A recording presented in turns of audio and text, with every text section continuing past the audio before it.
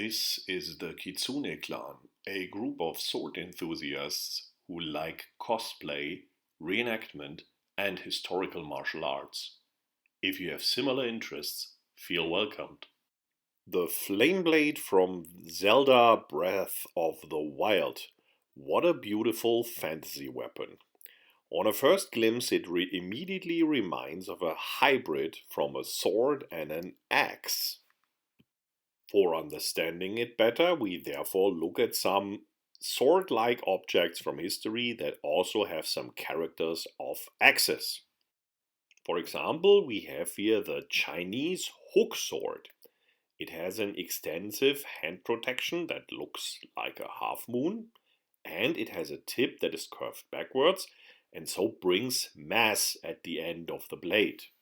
Concerning the weight distribution, it can therefore be helpful for understanding the flame blade, but also concerning the aspect that several tips are protruding from the main blade because of the crescent-shaped hand protection.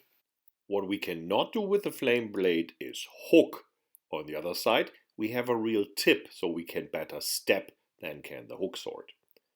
Another axe-like sword is the Kora from India. It has also a very head-oriented weight distribution. As a clear difference to the flame blade, both of these weapons are one-handed, and they are pretty heavy, a bit cumbersome to swing around, but on the other hand, they have a lot of force when they hit.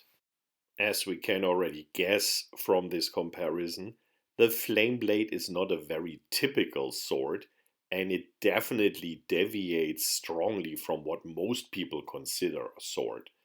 Therefore, comparison with these sword axes is probably the closest we can get.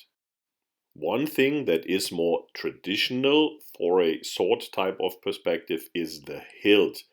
We already pointed out the Chinese hook sword and its special hilt, but the Indian hilt of the Kora is also something most people are not used to, with this large disc at the bottom instead of a pommel.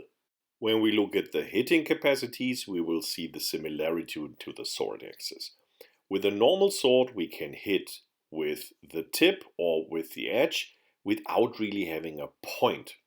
With the flame blade, we have a forward point with which we can hit and a backward point that we can use, for example, in Zwerchhau. Chinese hook sword and Kora both have a forward point, but lack a backward point. So when using Zwerchhau or Schielhau or similar master cuts, there's no hitting advantage. Only the flame blade has both possibilities. It seems therefore like a well thought through thing, at least in this aspect. Now let's swing around this thing like a sword. As I just said, the Zwerchhau is basically an ideal move for this type of sword because you can make these horizontal rotational strikes and you have two tips which both can hit really hard into the target. Due to the mass, it may appear a bit slow, but on the other hand, these rotational strikes really clear the area, setting aside any other weapon. We can see this especially when we perform Schielhau. It really knocks off everything in the way and searches for the target to hit.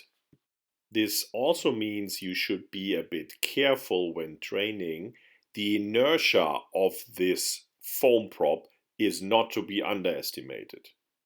Have a look here how the attacking cut is displaced by the Unterhau.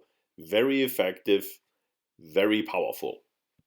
Of course, with a longer blade, it would be easier to really hit the ear of the opponent, but still, it's a really nice technique with this weapon. Same applies here for the Krumpau. Look how the displacement effect takes place here. The opponent is in fact closely to be disarmed. As we are just talking about it, all the protrusions on the blade of course are useful prongs for disarming. Only the upper protrusions are really prong-like, because in the lower ones there's a protrusion from the main blade that makes it almost impossible to catch the blade of the opponent in it. That somehow gives an unusual feel while disarming. It's closer to having a spear with two prongs than having the normal quillons on a sword hilt for disarming. This gives us a bit more reach for disarming, and by this also a bit more force. And therefore we can be lucky that we have these rubber weapons, because when they drop on you when you disarm too heavily, then you can be lucky that it's not a metal sword. Overall, disarming comes relatively naturally with this type of blade. You just move it in a circle or a cross, and the blade of the opponent will be easily caught in the further away type of prongs of the blade. As you can see here, using the front prong from unicorn and related positions leads to very, very short and brief and fast disarms. Yes, I know, we can see that from our click values. Disarms are not the most popular thing about the sword community, but they have been in the old books from Europe. They are taught in a lot of martial arts. They are part of the game. And the Flameblade from Zelda is a player that can play this game very well. As you can see here, also from half sword, you can really rip the sword from the hands of your opponent. We had quite some fun with these easy types of disarms, and combined with the enormous force of the blade, it really gives you a lot of control of the weapon of your opponent. As always with these cosplay weapons, you get marks and scratches on them, but I think that's okay for it. Just to mention other uses for the prongs: put them on the belt, or as you all love it so much, put them on the back, then you can carry it, like in the video game, on your back and easily draw it whenever you need it. So here some final thoughts against a two-handed katana.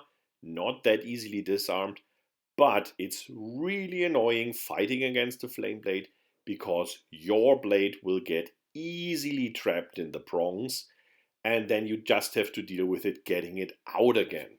Also, as we already remarked, there's a lot of force behind the strikes with this thing, aggressive ones and defending ones, so that's something to get used to. Have a closer look how the flame blade shattered this training katana beyond repair. Not seen something like that before.